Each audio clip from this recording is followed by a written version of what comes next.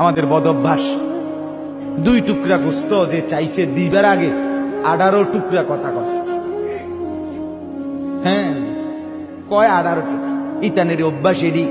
এডি নিয়ে হোটেলে বেচ চালাইবো, এডি এগুলার ব্যবসা, এগুলা আইসে কর্তিকা। হ্যাঁ লাইনে লাইনে বেড়া বেড়ি আইসে আছে, দিয়া কুল পাই না। এত কথার চাইতে তুই বেড়া দিস না। বেড়া তোর মতো 2-4 বেড়ই না দিলে আল্লাহর এই বান্দা বান্দি মরতো না। দিস না বেড়া তুই। বেড়া কথা বোঝেন নাই কথা? হ্যাঁ এত বালা দিস না বেড়া তুই। 2 টুকরা দেওয়ার আগে এতগুলো কথা বললা।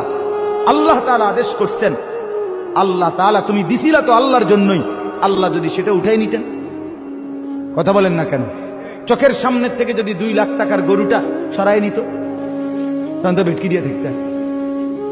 ওমা কি ও কথাবার্তি নাই, একেবারে গোড়া গরু।